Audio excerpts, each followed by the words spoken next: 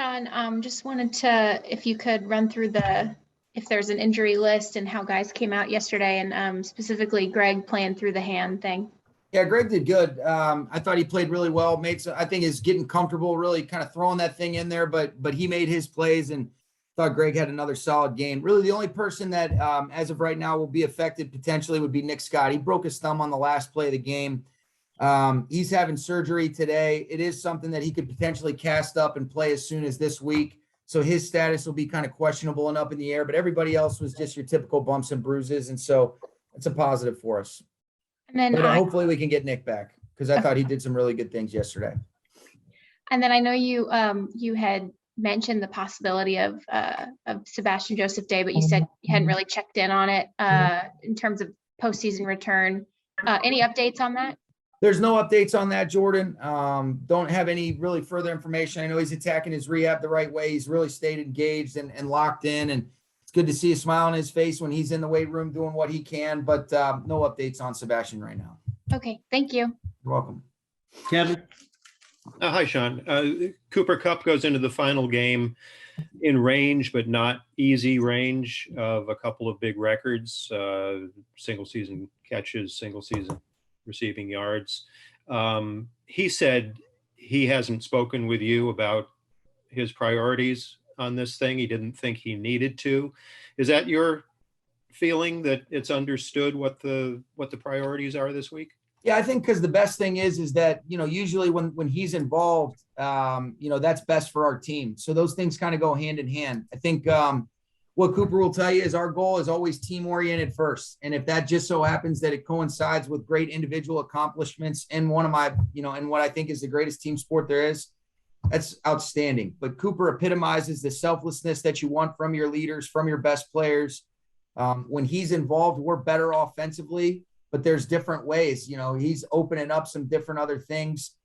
You see some of the production from Higbee yesterday, I think was a result of some of the attention that Cooper draws. But I really think I've been so impressed with just the way he's handled this entire season. Selflessness is on full display. And even though, he's got a chance to be able to be, he's already, really rewritten a lot of the record books, and he's etched himself in the history of this game with what he's done. If he doesn't have a single catch or a yard, in the last game of the season, which is a credit to the consistency that he's played with through these 16 games. Am I aware of where he's at numbers wise? Yes, I am. Will that affect the way that we game plan and try to, ultimately go beat a really difficult division opponent? It won't. But the good thing is his production usually goes in alignment with our offensive production. And so that's where you can feel like you're probably going to be able to check the boxes in both instances, but not at the detriment of what's best for them. Could you envision a scenario where, based on how the game is going, where you'd know that he's close to numbers and you'd go for it? I don't know. I think that's something that I think you definitely want to, kind of be open-minded, where you'd never close the door on it, but not at the expense of potentially losing him too. And so all those things are up in the air. I wouldn't pigeonhole myself into kind of one standard operating approach. And then if I may sneak in a third and last, is there a standard operating procedure in the aftermath of what happened, something like what happened with Jalen and Taylor Rapp yesterday? Or anything? Say that again for me. Just to clear the air or anything. Do you do anything? Yeah, I think you talk to those guys. Communication is usually the best way to operate. You get your feelings up in the air. You understand what happened. You try to be empathetic to both sides of the perspective that each of those guys had, and then we keep it moving, and that's what families do, kind of like I mentioned yesterday. So you did that? I've talked to both of those guys, yes. But there was a lot of excitement. There's a lot of different things. Our players were not in the building today, but I have spoken with both of those guys, and don't feel like it's going to be anything that we need to worry about as we move forward, just like I felt in the game yesterday. Thanks. You're welcome. Nick. Hey, Coach. Oftentimes we hear a lot of players, whether they're currently or players that have, come and gone, as far as the culture and how you've been able to orchestrate that culture from the time that you got there to where it is right now. Just some of the things that you've seen over the course of years that have really you've had to implement as far as just continue to keep that culture together and keep the team together to have positive progress. Yeah, I think the best thing I would say is that culture is a reflection of the people and the caliber of people that we have in this organization and on our team. You know, part of our onboarding process year in and year out is attracting guys that love football, that have high football character, that are great communicators. It's important to them. They've got a mental and a physical toughness. They love to compete, and they're smart players in terms of the game making sense to them. And so it's all about really our players. You know, at any great place, it's all about the people. And then we talk about that all the time. I've heard my dad say this when he was in advertising sales. He used to say, hey, we're going to compete with our products, but we're going to win with our people. And I really think that's very similar to us. We win with our people. We compete with our schemes is kind of how I would draw an equivalent to football. But it's about the types of people that we have. We've consistently had great leadership from our players. I think we've had great coaches that have consistently poured into these guys. And ultimately, anybody is that's a part of this culture. I think they make people that they're around better. That's what great people do. That's what great leaders do. I don't think you can have enough good leaders in any organization. And it's about the relationships, the communication, and the standards that we uphold every single day. And I think that's what the players have done in the 5 years that I've been fortunate enough to be here, Nick. And I feel like I'm just, I try to just do kind of the same. And it's never about coaches or players. It's about, all of us collectively collaborating to be at our best and enjoy the journey as well. You talk about winning.Obviously, 4 out of the 5 years you all have gone to the playoffs, and you've been the head coach of going to those playoffs, being the second coach that has gone to the playoffs since Chuck Knox, when he was a member of the Rams back in the coach of the Rams back in the 70s. What does that mean to you when you hear your name mentioned with a great name like Chuck Knox?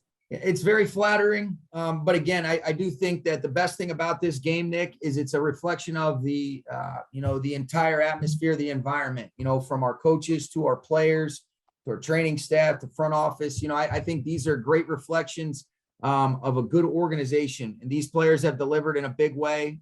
It's flattering, but I certainly, if there's one thing that I've continued to learn over these last 5 years, it's all about being around people that are better than you, leaning on those people, being able to trust them, and then ultimately trust the players and the leaders to be able to kind of uphold the standards that we want to abide by and operate with week in and week out through both the good and the bad. Thanks, Coach. You got it, Nick. Stu. Hey, Sean, going back and watching both of Odell's catches yesterday, I couldn't help but notice the way that, Ben Skoranek ran his routes seemed to play a pretty big role in Odell being able to come through in those instances. How has Ben become a player that you guys can trust and, put in those situations and how impactful has that been? Yeah, I think the big word you use there is trust. And I got a lot of trust in this guy. The way he goes about his business, the way that he's learned from Cooper, from Odell, from Robert Woods, from Eric Yarber and Chris O'Hara, he's really, as a rookie, he's very mature beyond his years. The game makes a lot of sense to him. Really smart, conscientious, and he is tough as hell. I really, he can run. He's got a lot of great traits. I'm really excited about Ben Skoranek. I think he did a great job really asserting and establishing himself on special teams. And then you're just saying, man, this guy's got a chance to be able to really contribute. Thought he made a big catch on that last drive. That was a big play. I thought he really played well without the ball. And then you mentioned it on the touchdown, he does a great job of being able to win on his release, which kind of got a natural pick for Odell without having to touch the defender. Odell used it perfectly, and that was what enabled him to be able to score. And then the 4th down and 5, what an amazing catch by Odell, but was really pleased with Ben and a lot of guys that came through in crunch time when we had to have it. And Ben's doing a great job, and he's only going to continue to be more of a, instrumental piece to our success as we move forward. Thank you. You're welcome. Kyle. Hey there, Sean. A familiar performance from Matthew Stafford yesterday. Struggled in the first half, was spectacular in the second half. 15 interceptions now in the season, 12 of them coming in the first halves. What is different about Matthew in first halves of football games and second halves? And are you concerned about that, especially as the playoffs approach? I'm not concerned. I think you want to address those things, but they all have their own story. The couple, there was 2 of them yesterday. I thought the second one, he saw the coverage right at the back. He kind of quick counted it. It was a good job by the backside safety kind of overlapping. And then on the first one, I thought Chuck Clark made a nice play. We had a little bit of a mix up with the route distribution we were looking for. It was a good defensive call by Wink Martindale, and I thought Chuck Clark played it really well based on the coverage. It wasn't a very good play call, and they made a play, and that sometimes happens. But I think the thing that says as much to me about Matthew as anything that I continue to say is, if there's one thing you can say about our football team, we're a mentally tough football team that has some resilience, and that serves us really well. And I think that's embodied as much by anybody as our quarterback. And that's a trait that is a huge thing. I think any great quarterback has that mental toughness, that resilience. Goes 14 for 14. The ball never touched the ground in the second half. He ended up leading 2 touchdown drives when we had to have it the most. And, that's what it's about. And that's an organization and a franchise that I have tremendous respect for. They were playing for their playoff lives. There's still a chance they can get in, but I don't care what's going on with them. They got some guys back. I got tremendous respect for Wink Martindale. I thought their front seven, and they do a really good job. They've had a commitment to a philosophy, and I was really pleased with the way Matthew played that game. We had a couple turnovers that we want back, but those are not exclusively on him, as I'll continue to reiterate. And, unfortunately, the quarterback gets more blame, and then sometimes they get a lot of credit as well. But guy's a stud, and I love him. And if I may follow up on the Cooper Kupp questions, wondering from you, what level of importance do you put this record at? Is it important to you? Is it important to the organization to have a record like this? It's a good question.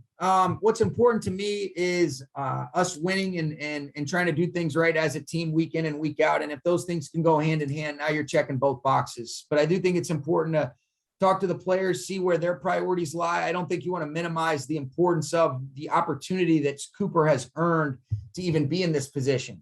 Best thing about Cooper is he'll tell you this is a reflection of Matthew, his other 10 teammates, some of the things that he's done week in and week out. But I think it's a really special thing that he's earned the opportunity to even have a conversation about, but it always does start with the team goals first. All right, Sean, thanks a lot. You got it, Kyle. And we'll wrap with Dennis, then Jordan. How you doing, Coach McVay? Good. How you doing, Dennis? Good. Coach, out of the last 4 games, is that mental toughness as far as winning those games, or was it more experience? I think both. I think experience I think you develop a mental toughness through that experience and through those opportunities if you use it the right way. I think we found different ways to win football games. I do still think, in spite of us, turning the ball over the last 3 weeks and finding a way to win, I think that's outstanding. I think that shows great resilience, mental toughness. I think the experience that a lot of our key players have developed over the course of their career, Dennis, has led to that mental toughness. I do think it's going to be important for us to make sure that we minimize those to be able to play our best ball, to try to win this division against an excellent opponent this weekend. And then as we move towards the playoffs, the margin for error continues to get smaller and smaller. We know that. And we got to be able to really lock in on those things. So last question I wanted to ask. So when you're down against Baltimore, do you have a quiet confidence that your team's going to be able to pull it through? I did. There was, I don't know that I've ever been a part of a game where we trailed for the whole game and then you find a way to take the lead, with as little time as what was left. But I did have a belief. I thought our defense, I thought the stand, when it's 2nd and 2 on the 2 or 1st and 5 on the 5, and they're up 2 points with a chance to really make it a 2-possession game, you're thinking, all right, this is a challenge. But I had real belief and conviction that our defense would make a stop.